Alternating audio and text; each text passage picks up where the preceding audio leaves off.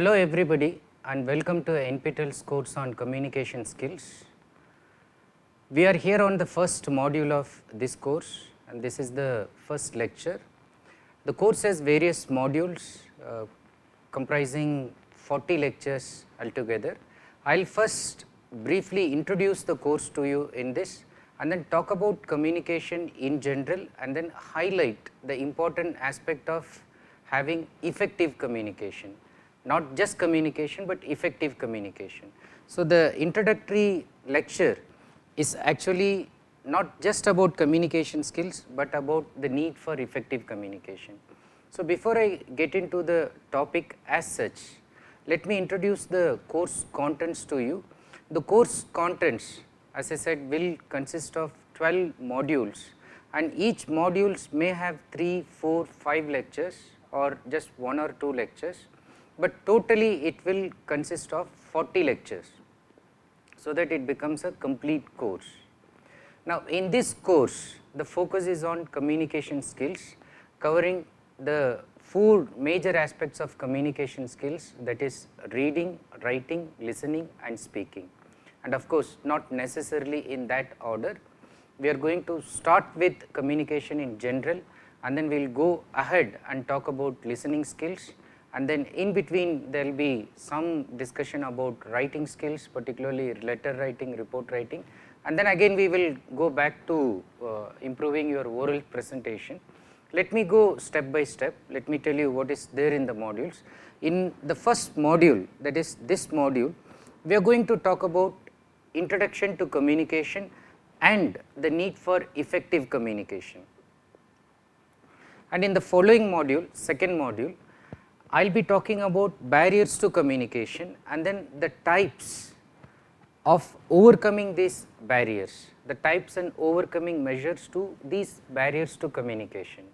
So, what are those barriers, those obstacles which are actually causing an impediment to communication becoming effective?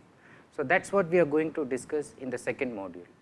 In the third module, after introducing you to communication, the effectiveness and then various concepts on overcoming the impediments to barriers to communication, we will be focusing on non-verbal communication with exclusive features describing on body language as such. Now, in non-verbal communication there are various aspects and then including aspects that will be relevant for giving a good performance in some professional activities like group discussion and interview skills. Followed by this, module 4 is exclusively on listening skills. Why do we need listening skills? How to enhance your listening skills? How to be a better listener? How to be an effective listener? So, these are various aspects of the lectures which are covered under this module. Followed by this, in module 5, the focus is on written communication. And under written communication, letter writing and particularly with regard to job application letter, the orientation is made in this lecture. Followed by this, in module 6, the focus is on technical writing, and here specially technical writing is given in terms of report writing. The focus is on report writing and various aspects such as the difference between literary style and technical style, what are the various components of writing a good report, why should you write a report, how effectively can you present your report. So, these are various aspects that are being discussed in this module. And the next 2 modules are quite important in a professional sense. Module number 7 deals with group discussion. Why group discussion? How to be a good participator in group discussion. If you have to judge group discussion, how would you do that? And what about the non-verbal part of group discussion? So, these are basic aspects we discuss in group discussion and followed by interview skills.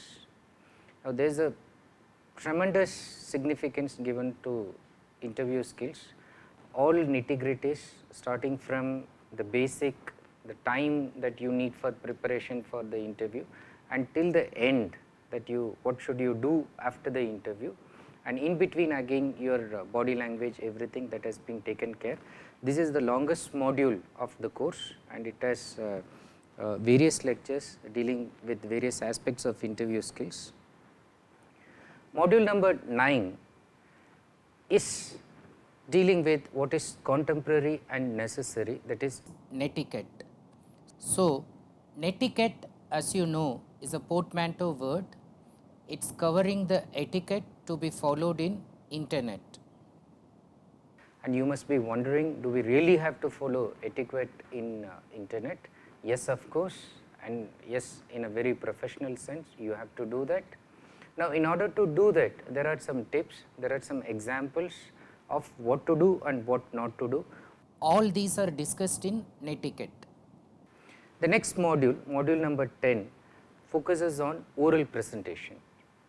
Now, oral presentation in a professional sense, like how are you going to present, give a report of your individual projects, of your reports that you have written, as well as certain aspects that will cover under the umbrella term public speaking. How do you overcome fear? How do you develop confidence? So, these are aspects which are covered under this oral presentation. Now, after oral presentation, there is another topic that is introduced, which is quite contemporary and relevant, that is cross-cultural communication or intercultural communication. This means communication across cultures, communication between two cultures. Today, we are not just one culture. Even when you talk about India, it has become a multicultural country, and there is, in the world of globalization, today there is no country that has a single culture nowadays. Now, in this context, if we have to interact with some other country, some other citizens of the world, what are the various cultural aspects which come under communication, which can act as impediments to effective communication? What should one keep in mind when one has to go to different parts of the world and has to interact? In a global scenario, you know that you may be in India, but you may be posted anywhere in the world. Now, in such circumstance, suddenly you are asked to go to Tokyo, and then what kind of body language you will have? What is good in India may not be good in a place like Tokyo or anywhere you go to UK or US. So, the kind of gestures, the kind of cultural behavior that we have, we carry them with us, and then how restrained we should be and how open we should be to certain other cultural imprints. So, these are the aspects which are being discussed in cross-cultural or intercultural communication. And finally, to do communication effectively, we need to look into various aspects like grammar, spelling, pronunciation and punctuation. And since it is not a course that will be dealing with them in a linguistic sense, so all the errors that will come under this is kept under one umbrella term, common errors. So, various aspects of errors that are being committed and that causes miscommunication are all covered under common errors. Okay. So, I hope you are getting a comprehensive sense of what the course is going to deal with, and then the aim of the course I am going to talk about, but needless to say that it is to make you a very effective communicator. And in fact, all of us communicate. If you have no basic sense of communication, you would not be watching this video, you will not be interested in improving your communication skills. You have some basic knowledge, but the question is, will you be an effective communicator? And if you want to be an effective communicator, what should you do? And this is the basic question that I am asking in this lecture, and I am going to give you answers through various methods, various ways. I am not going to give a direct answer sometimes. I want you to think over some of the issues that I am talking about. So, there are 12 modules overall and comprising 40 lectures, and let us see how it goes. Let us begin with the introduction to communication, and I have called this as the need for effective communication. So, generally when we talk about communication skills, so we generally use it as a very loose, vague term. We say communication, but we actually do not mean effective communication.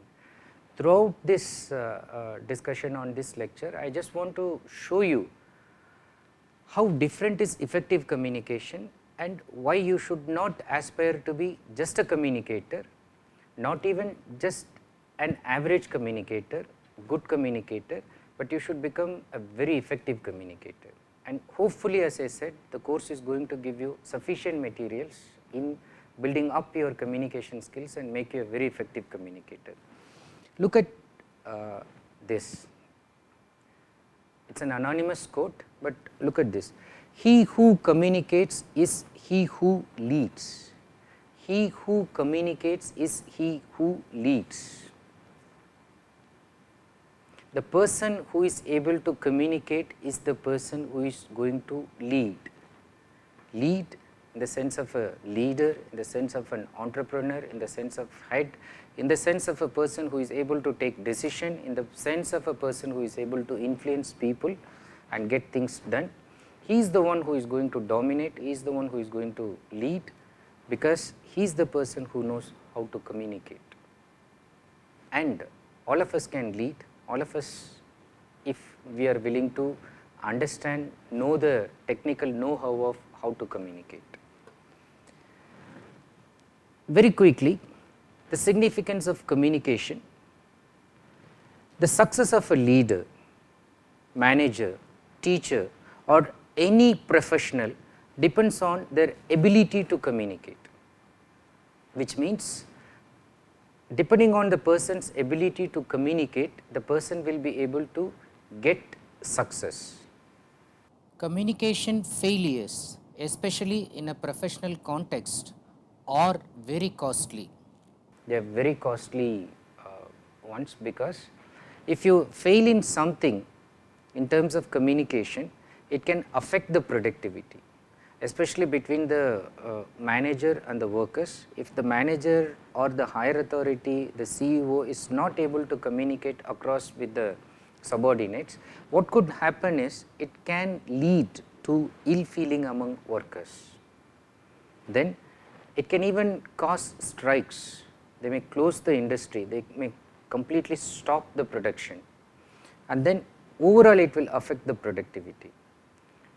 After all, it is just because of communication, but it is not just after all because of communication, it is because of communication. And the manager especially should understand the fact that people will give their best only if the communication is clear. What do I mean by this? The people, the workers who are working in a job professional environment should know what is it that they are supposed to do, what are the expectations. If they deliver the goal, if they deliver goods at this point of time, will they be rewarded sufficiently? What is it that if they do not do it properly, for which they will be punished? So, the scheme of punishment, the scheme of reward, and then the scheme of making the individual part of the system, and then making the person orient his goal with the company's goal, all needs excellent, clear communication. So, if it is not clearly communicated, so then it is not possible for the people, the workers, the subordinates to relate their goals with the organizational goals and then perform effectively. Okay. Now, look at this from another angle. Look at this quote and just think about this. It is a famous quote from an American poet, Robert Frost. Half the world is filled with people who have something to say and cannot say it, and the other half of people who have nothing to say and keep on saying it. It is interesting and funny. Look at this. Half the world is filled with people who have something to say and cannot say it, whereas on the other half of people who have nothing to say and keep on saying it. So, Frost says in terms of communication, you can divide the entire world into two categories. Now, one category is the category that is resourceful. They are the intellectuals. They are the elites who have lot of ideas, the ideas that can actually rule the world if only the ideas are shared properly.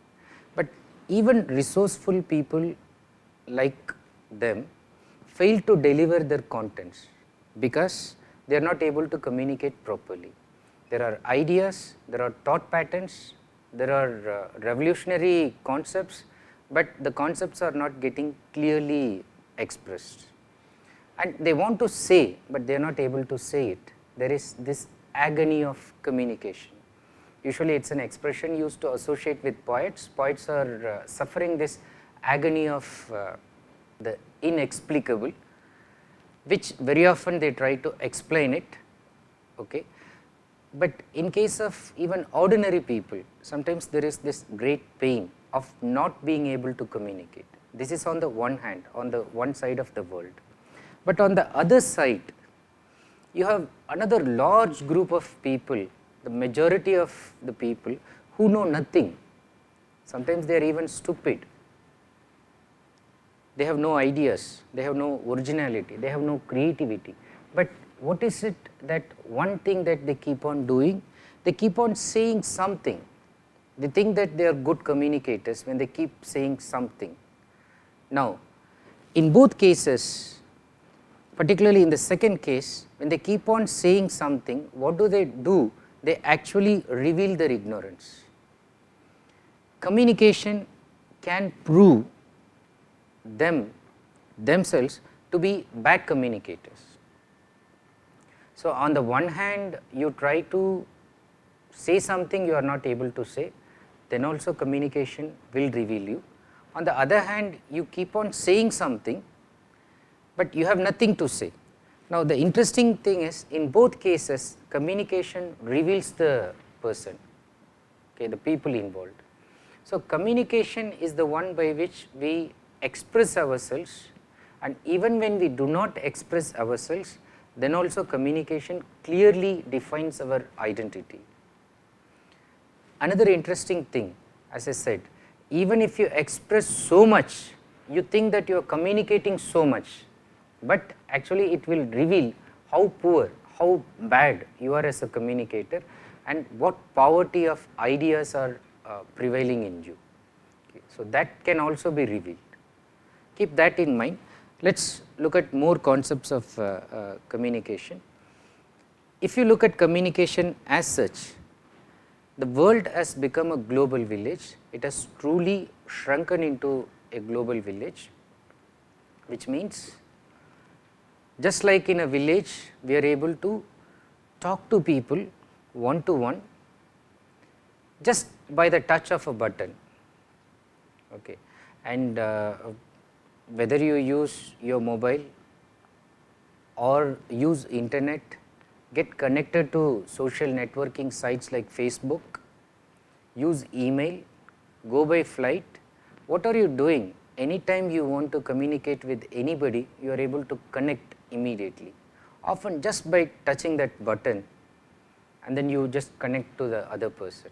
And now you have advanced video cameras, web cameras embedded on the laptop or computer. So, you have the real virtual experience that you just see the person, talk to the person, and then you connect to the person immediately. Now, this is on the one hand, you connect to the other person just at the touch of a button, and you think that communication is easy, so easy that you are able to communicate anytime, anyhow, anywhere. But the profound question is it always effective? When you communicate so much on Facebook, for instance, or when you talk so much on your mobile, have you really communicated something? Why is it that after sending so much messages, SMS messages, and then this thing, so suddenly the person realizes that the other person actually has not understood this one, even after years of seeming communication, apparent communication. Why is that happening? That is because both the parties involved were communicating, but actually they were not worried about the fact whether they were communicating effectively. Whatever they wanted to say, whether that was communicated effectively or not, they did not bother. Look at other examples, other quotations. Now consider this is again from another famous American novelist, Mark Twain. Now, Mark Twain makes another point in this quotation. Look at this. The difference between the almost right word and the right word is really a large matter. It is the difference between the lightning bug and the lightning. The difference between the almost right word and the right word is really a large matter. It is the difference between the lightning bug, a very small bug, small insect, so that emits light, and lightning itself. What is he trying to tell us? He is trying to tell us that knowing the difference between the almost right word and the right word.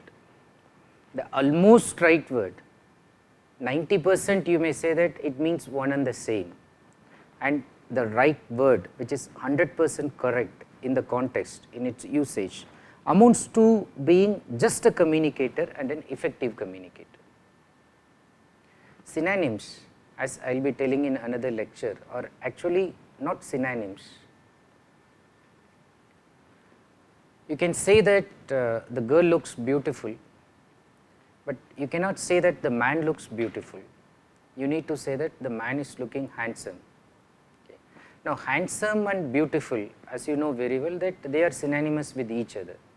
But that is again the difference between, depending on the context, the almost close one and the actual one.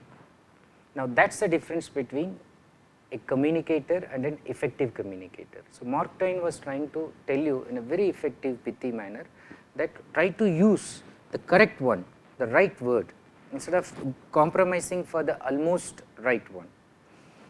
Now, most of you who are watching this video, you may wonder, you may think that as far as I am able to go to the canteen, order for my food, as far as I am able to meet my basic needs, as far as I am able to understand at least to some extent what is happening in the class, or when I go to a meeting I am able to understand some basic thing. As far as I am able to communicate, you may ask, how does it matter? Or does it really matter? As long as I am able to communicate. Now, think about this, the answer. You will ask deeply and you realize that it is really important that you should communicate effectively. Let us look at some interesting examples. Look at the following example to understand how one's attempts to create a good impression can actually result in the opposite, that it results in causing a bad impression due to lack of clarity in communication. Look at this example. This boy, young boy, he wants to impress his girlfriend. So, he keeps reading something and then he comes out with some kind of findings after another, and then he runs to the girl and then he tells her, hey, do you know that your father's genes can give you diabetes? So, he learnt that diabetes is hereditary. So, genes are responsible for transmitting from one generation to another. So, he wanted to tell her. Now, this girl, since she is always not having a good impression on this guy, he thought that it is related to chromosome genes, but then she heard that as genes, okay, the dress that we wear, and she thought that how stupid is this guy. She said, stupid, I do not wear my father's genes, how will I get diabetes? Okay. So, he thought that he is giving a very informative information, and she thought that this guy is really stupid. Now, here you can obviously understand what they said, this person was conveyed to her in a different manner because she received it in a different level, okay, the word and the meaning that it was trying to convey. So, she thought it is genes, he thought it is chromosomal genes, and she thought it is something that you wear it. Now, one more example before we come to the concepts, and this example is just to show how poor communication can result in personal failure, and it is a interesting courtroom situation.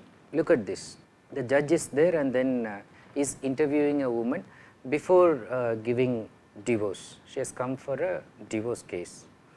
Now, the final question is interesting because who wants the divorce? So, that you come to know as the story builds up. Listen carefully and then read it as I go along. A judge was interviewing a woman regarding her pending divorce. So the divorce case is pending, so he was interviewing her and asked, "What are the grounds for your divorce?" She replied, "About 4 acres and a nice little home in the middle of the property with a stream running by." "No, I mean," he continued, "what are your relations like?" She said, "I have an aunt and uncle living here in town, and so do my husband's parents." "Ma'am, does your husband ever beat you up?" "Yes," she responded, "about twice a week he gets up earlier than I do." Finally, in frustration, the judge asked, "Lady, why do you want a divorce?" And then she replies, "Oh, I don't want a divorce," she replied. "I have never wanted a divorce. My husband does. He said he can't communicate with me." Now the question, and before we go to that, what went wrong in this case? When the judge asked about the grounds, understand that the word grounds has both the meanings possible. One, factors forming a basis for action or the justification for a belief. So the judge meant this. And then the lady thought he is asking about the grounds, that is an area of enclosed land surrounding a large building. So she starts describing the grounds that she is surrounded by, that she possesses. Then he was asking about the relations in the sense of the relationship between the husband and the wife, and then she thought maybe he is asking about the relatives that they have. Then again, the usage of the word beat, what he meant was whether the husband was physically mistreating, ill-treating her, was he physically, literally hitting her. What she thought was beating, like winning in a competition. So often he gets up earlier than her, so that's like a competition, he wins. So she thought that he might be asking that. Now, what went wrong? And ask these questions. Can anyone really communicate with the lady? It looks like the lady seems to be desperately misunderstanding or taking the other meaning that is always possible. Okay? And then, why can't communication be effective here? We are going to answer these questions when we talk about barriers, but keep thinking this.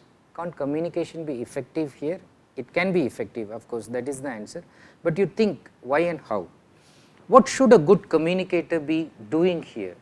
Either the judge or the lady or somebody who is watching, or even the husband, what should he be doing here? Is communication only about speaking? So the wife keeps saying something. Is it only about speaking? Is the husband purely judging the wife only on the basis of what she spoke to him? Was he not a good listener? Was listening not a part of communication? Is it not imperative that if you want to become a good communicator, you should be a good listener too? Ask these questions. Now, just a quick glance about communication being a very complex process. A communication to take place, there are certain assumptions. Now, look at this. Communication is a complex interactive process. It is not a very simple active process, it is a complex interactive process. Now, in this case, if you look at the picture, probably the teacher, it is a classroom or a lab situation. The teacher has asked this small girl to describe a flower with some petals, a simple flower, and she has to describe this. Now, by the description, the audience, her classmates, should get the flower. Now, if you look at what they get in their mind, none of them are able to get what she is trying to tell exactly. The closest to one may be this one, but it is not a flower, but it is a tree. okay, it is a small plant. The other ridiculous examples are they are able to get the number, but then somebody thinks about octopus, and then somebody can even think about aeroplane or even a fish. But this is what she has in mind, this is what the teacher has in mind, but this is what the classmates, the audience conceive of what is being communicated to them.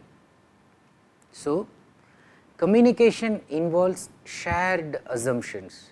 Now, between these two, the assumptions were very clear, it was shared very clearly, and unspoken agreement between individuals. So, here the agreement worked out well, but here it is not matching. So, frequent errors and misunderstandings are quite possible.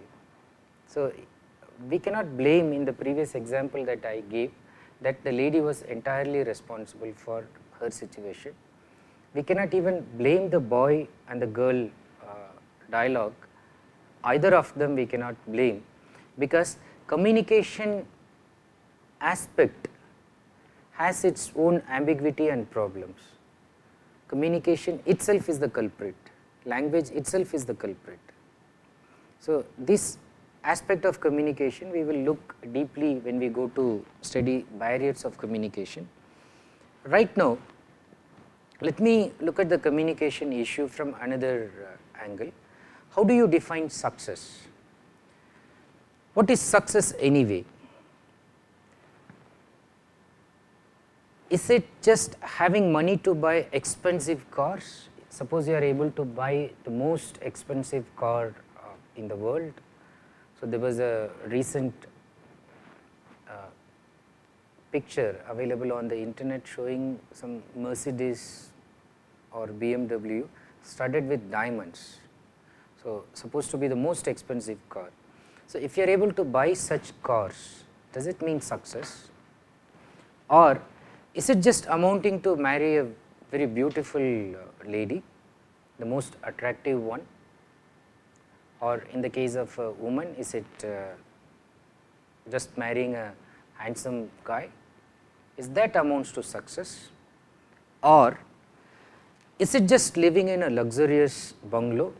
So, you are able to fly on a chartered flight, on your own individual helicopter, you have your own helipad, and then this is in an island. So, you own a very posh bungalow there. So, you enjoy all luxurious amenities there. Is that amounting to success? We can make a long list like this, but the answer is yes and no. Yes, it will amount to success if you look at that from a purely materialistic point of view, but no if you look at it from the communication angle. Now, why I say no if you look at it from a communication sense? Because in terms of communication, success means your ability to cause the intended and favorable response. So, you propose to a girl and you are the richest man in the world, and the girl should be able to give you the favorable response, not because of the money, but because of your ability to communicate clearly and evoke the desired response. You give a presentation of a very huge project, and then the persons who are supposed to fund your project should be able to give you the money or even more than the money that you want without any hesitation. So, if you are able to evoke this response, success is yours, and success is defined that way. Also, success is the ability to influence people using communication skills, their ideas and thought patterns which govern their actions. And if you are able to do that, that kind of success gives you sustained success in all walks of life, in interviews, in proposals, whether it is marriage proposal or a business proposal. In all these cases, if you are able to use your communication skills effectively and you are able to influence the people and their thinking, not necessarily sometimes to get desired favorable response in terms of material benefits, but also like books that revolutionize the world, that change the world. So, speeches that have changed people, their thinking. So, if you are able to do that, change attitude, change people, use your influence by way of communication skills, that is real success in terms of communication, and that success is well deserved, rightfully earned, justifiably owned by you. Now, what will be the course doing overall? What will be the aim of the course? Now, the course aims to close any communication gap that leads to miscommunication. This will be taught to you through various corners, all including reading, writing, speaking and listening, and overall dealing with common errors, and various strategies and tips and techniques that are used to develop yourself as an effective communicator, including building up your confidence.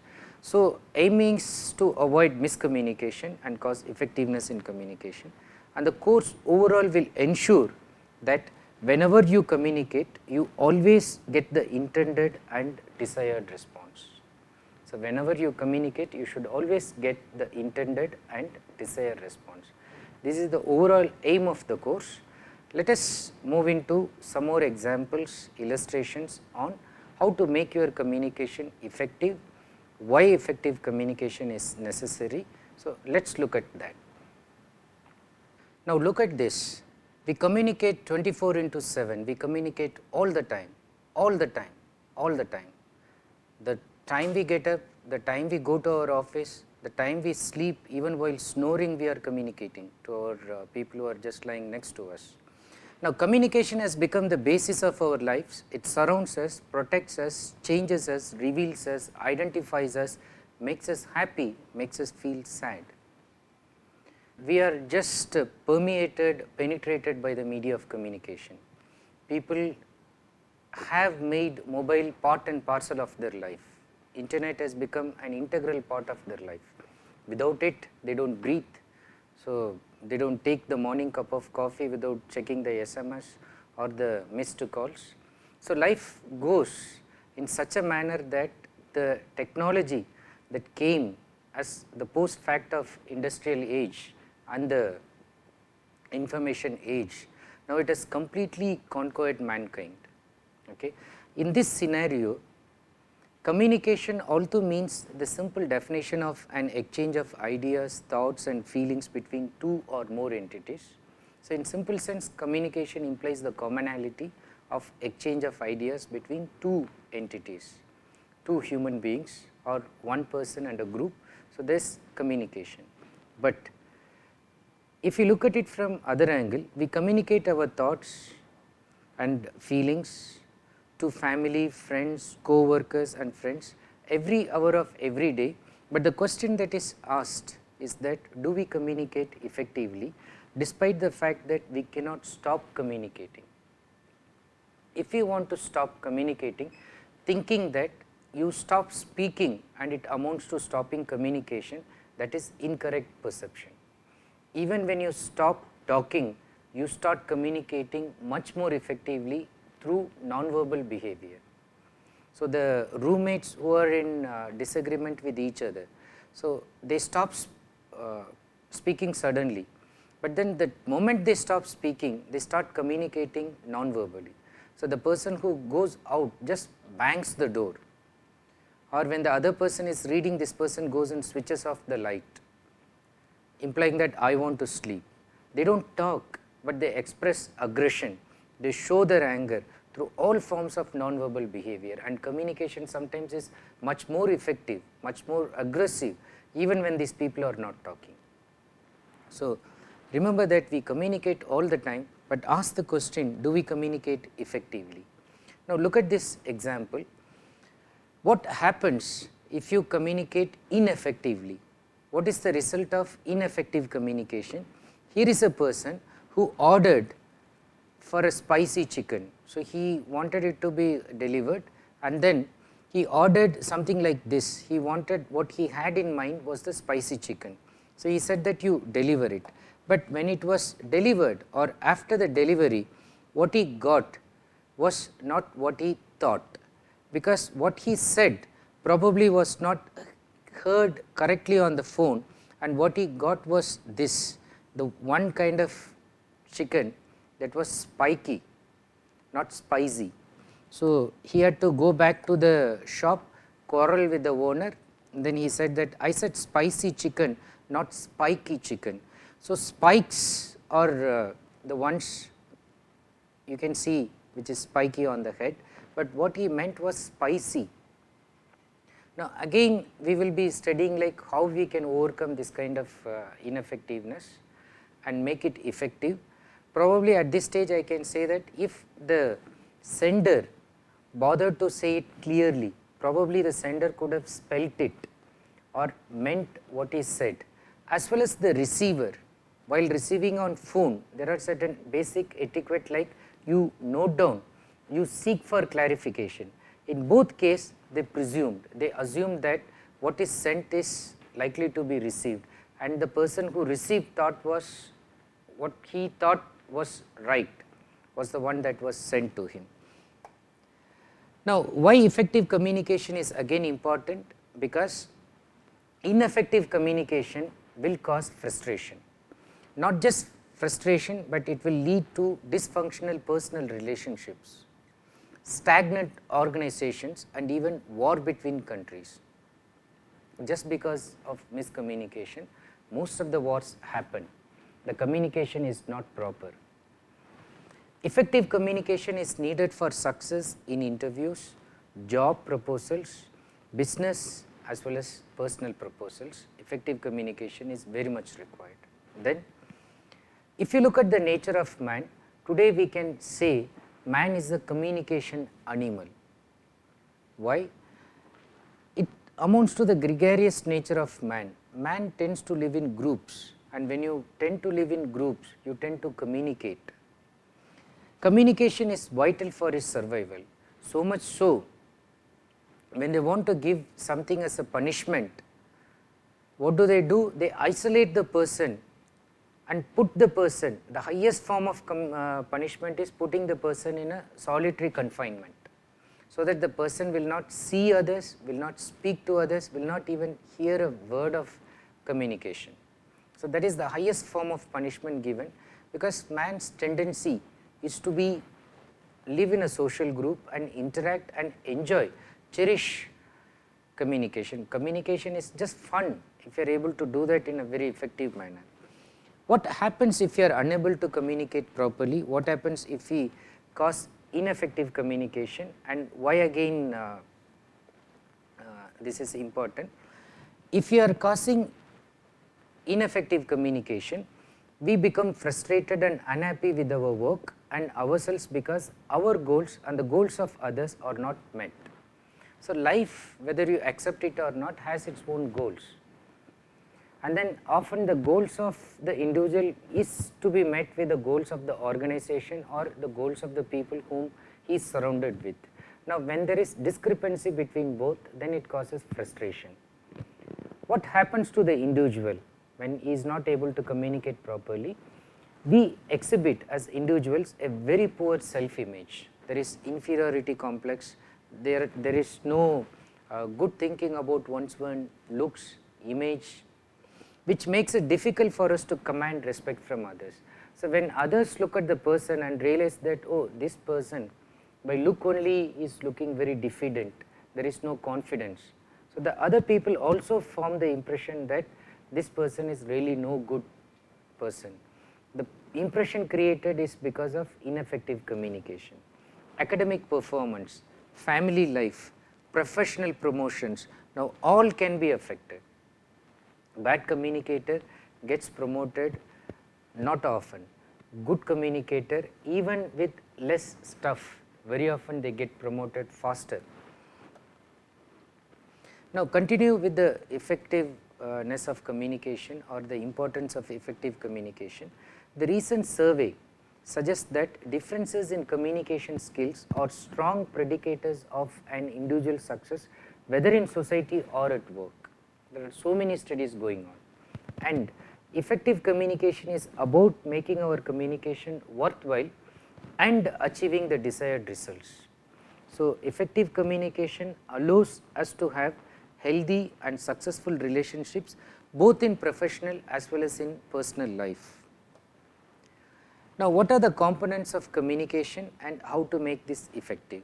First, look at the components of communication. Communication is a two-way process. There is basically this sender. So, one person sends, who is the sender, who transmits the message, and the other person receives, is also called as the receiver. The transmission is done through a channel, sender, receiver, channel. The language or code used to convey the message is called medium. The receiver sends back a response, and the observation of the receiver's response is called feedback. Now, this will be made clear when you look at the communication process individually and in a process. First, channel. It is the medium used to convey the message. Now, channel should be appropriate for the message. Channel could mean, for example, using email or internet communication to do something. Again, the thing like asking for a promotion or asking for a salary hike to the higher authority. What will be the channel that you should be using? Sending an email, is it okay? Sending SMS, is it okay? Requesting somebody to come for a party, sending email, is it okay? Sending SMS, is it okay? Now, this is the channel, and appropriateness is very important for sending the message, and it should help make the message more clear.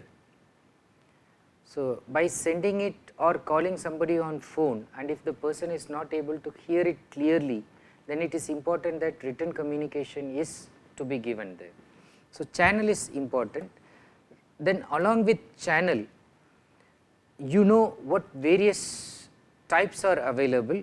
So, the channel can be, for example, in the form of, in office language, memo, it could be a report, it could be even a whisper, it could be fax, it could be sent through fax, it could be a fax message, it could be email, it could be a PowerPoint presentation or simple oral presentation. It could be even a telephonic talk, it could be even using mobile you can talk. Pager is out now, but still you can assume SMS message sent through pages. Now, what the sender does? The sender encodes message. The message could be in the form of written message, verbal message, non-verbal message, and the sender sends the message to the receiver. Now, the message is received through various channels which are available. Now, this is the simple communication process, and you can look at the basic model. It goes like this. The sender has an idea, and the sender wants to send the idea to the receiver. So, what the sender does? The sender encodes the idea in a message, and then the sender decides that the message will be sent through a channel, and then the message travels through the channel. Now, from the channel, the receiver decodes the message, and after decoding the message, the feedback travels to sender, and then the sender has the idea, and then it becomes a loop. The sender sends back possible additional feedback to the receiver, and then the communication loop is completed. So, this is the basic model of communication, and if you want to remember it, so you can look at this picture. It is a simple picture, again a basic model for communication, but slightly expanded. Look at this. As in the previous model, the sending channel and the feedback channel is used, but then the aspect that is added here is stimulus. There is some kind of stimulus, motivation.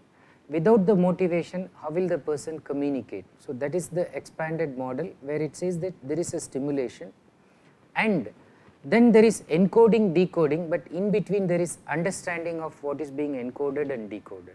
So, understanding is also given some emphasis.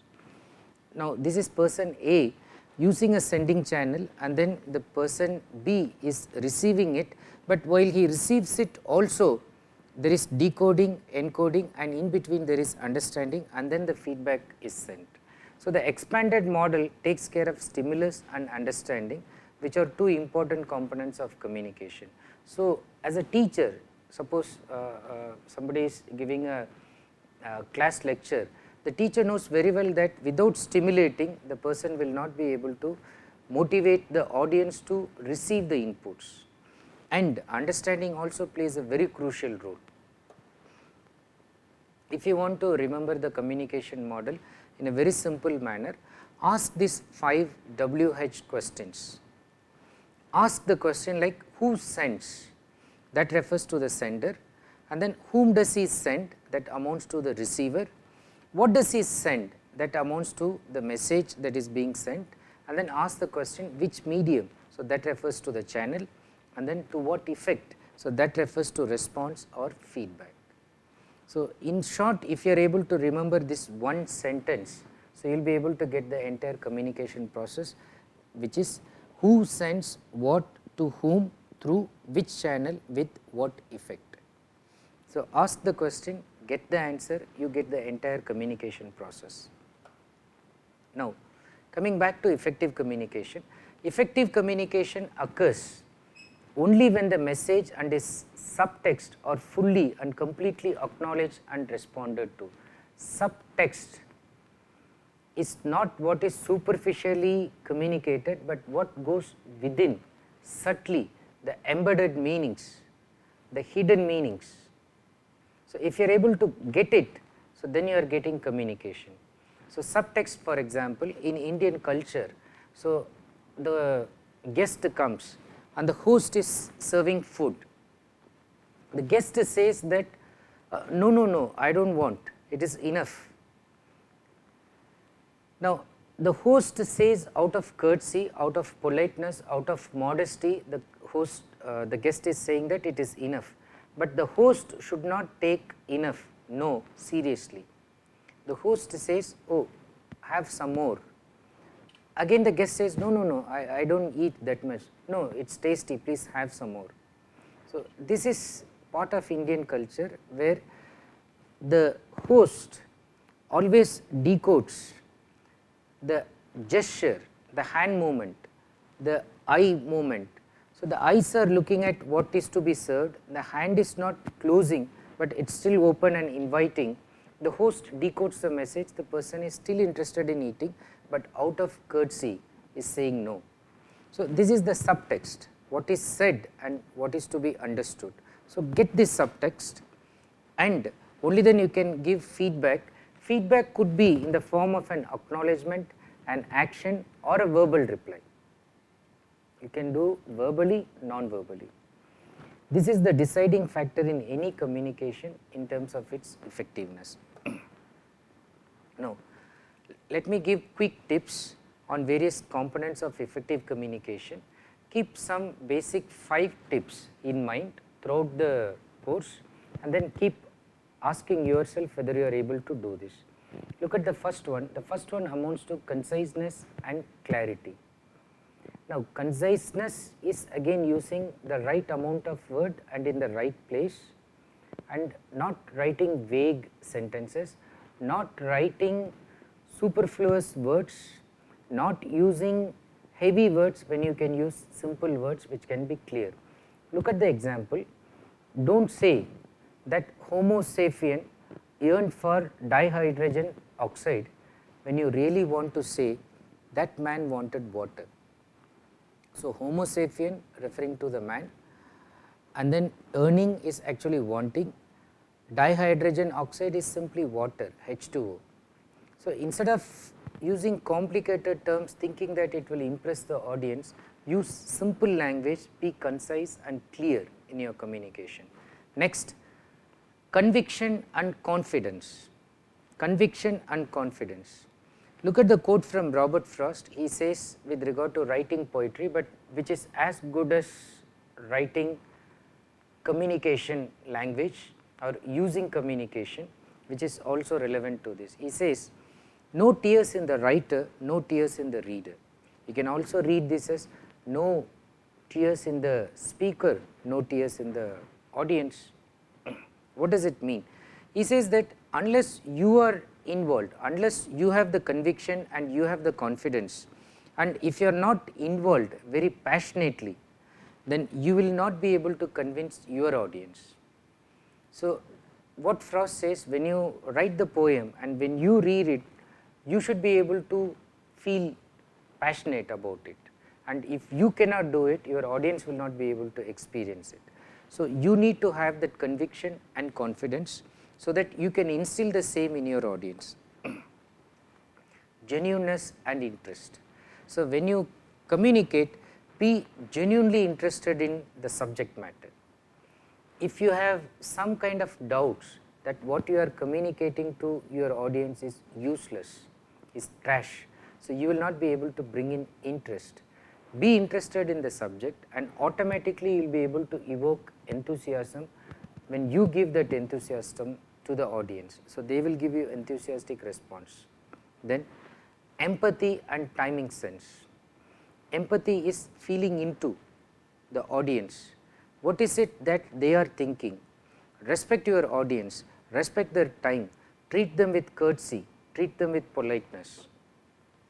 So, if you give a very boring talk, consuming their time with total disregard to their jobs, so you are actually causing great harm to the audience who have come to your talk. So, what you should do is that you should be sensitive to the utility of their time. When they come and listen to your talk, you should be able to give the maximum with less amount of words. If you are able to do that, so they will feel that listening to you is a worthwhile experience. So, give them that. And then the other thing that you should keep in mind is brevity and effectiveness. Shakespeare said, brevity is the soul of wit. What he meant by this? He said that if you really want to be intelligent in your communication, you have to be brief. Be as brief as possible, and that will actually cause effectiveness, because brevity and effectiveness go hand in hand. They are like couples. The more brief you are, the more effective you will be.